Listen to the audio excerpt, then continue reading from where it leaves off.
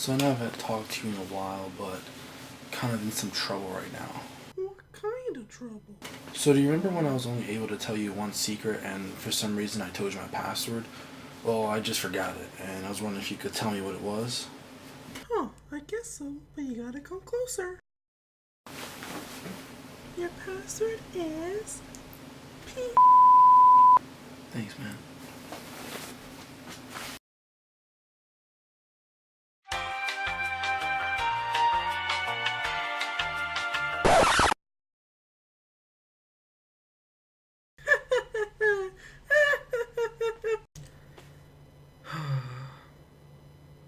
Looks like I'm just gonna have to wipe everything and start over.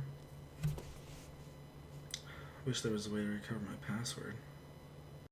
I know how you can do that. What do you mean? Just use Hirens.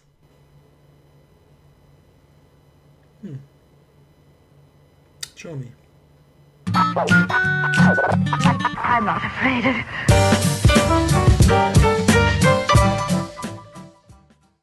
So if you don't have a talking bear like I do to help you install Hirens to a bootable USB, this video is going to be the next best thing. So let's start the actual video. Today I'm going to be showing you how to make your own Hirens bootable USB drive. If you don't know what Hirens is, it's pretty much a bunch of tools you can have in one little mini operating system. As far as recovering hard drive data, recovering your passwords, partitioning, virus infections, if you have any on there, you can clean them up using that. So a bunch of different tools inside one little mini OS that you can have on a USB at all times. So there's only one thing you'll need to purchase for this if you don't already have one, and I'm sure most of you already do. You need at least a 1 gig USB drive so you can put the operating system on it. And then you'll need the actual Hirens OS, which is free, and then a program to make the bootable USB, which is also free. And I'll put both of the links in the description to the Hirens OS and the program to make the bootable USB.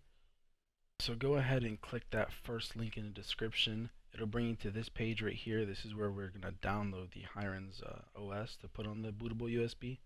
So just scroll down, click right here. It'll download.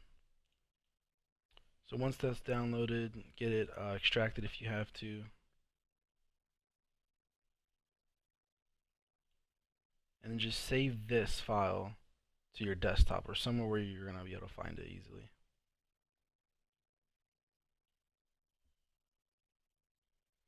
Alright, so now that you move that to the desktop, next click the second link. It'll take you to here. This is a program that creates bootable USBs for you. It's called Rufus. So just scroll down, download right here, Rufus 2.9, whatever version is currently out. And just take that, put it to your desktop. Alright, now that both programs are on the desktop, let's start and open up Rufus first. If you don't already have your USB plugged in, go ahead and plug it in and it'll pop up here. We can name this whatever you want. I'll just put Hirens. Change this to ISO image and then press the button next to it, and you're going to select the first thing we downloaded and put to the desktop, Hirens BootCD. Press open, and then that's it. You just press start, okay, and it'll take a couple of minutes to actually make the bootable USB, so just let that go. Alright, there you go. Now it's done. Just press close, and if you go to your Windows Explorer, open it up, you'll see you have a bunch of files here. So next I'm going to show you how to actually use the bootable USB and how to run the OS. So go ahead and start your computer up and restart if you haven't already. Make sure your USB is plugged in and go ahead and get into the BIOS. Every computer has a BIOS. Everyone's different to get into. Mine just happens to be delete.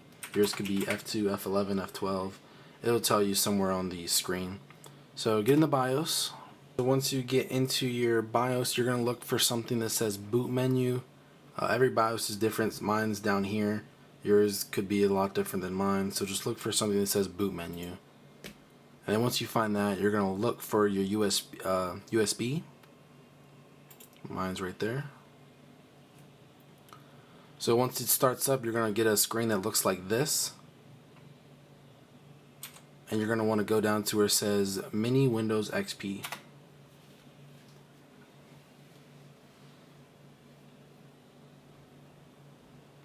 And just let it start up.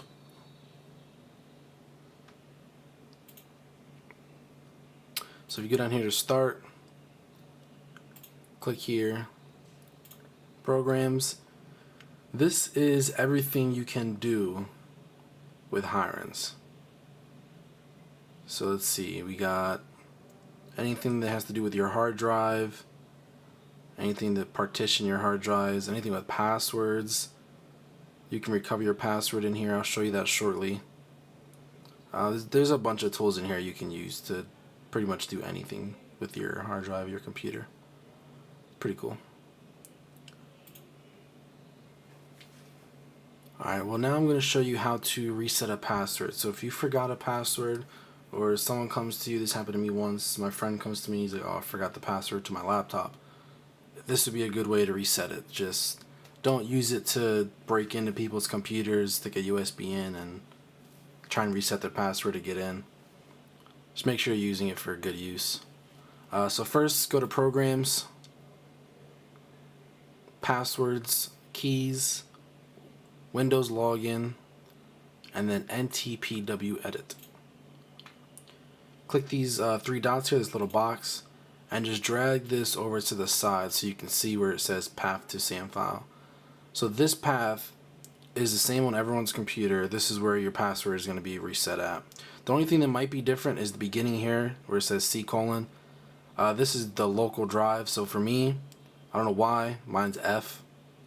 So that might be the only thing that's different, but let's just follow the rest of this. It says Windows, so we click Windows, System 32, right there, System 32, Config, right there, and then SAM.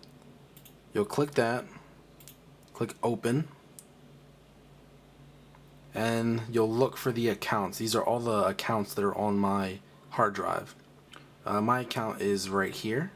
You would click Change Password, and then you would type in a new password, type in that same password again, press OK, and that's it. You would just press OK, exit, close, and shut down. So next time that you log on, you'll go to the account that you changed the password to, and you would log in with the credentials that you just entered right now, and it will work for you. So that's pretty much it, guys. One thing before I end the video, I just want to say, if you want to like defend yourself from people that are trying to use this against you, I don't know if you noticed, but on my BIOS I actually had a password. There's a lot of different ways you can protect your BIOS and protect your computer, but I'd say that would be the easiest way, just to set a password on your BIOS so people can't try and use their Hirens disks on your computer. So that's just one thing I would say. If you don't have that already, make sure you have that. But thank you for watching. Make sure you like and subscribe, and I'll see you in the next video. Peace.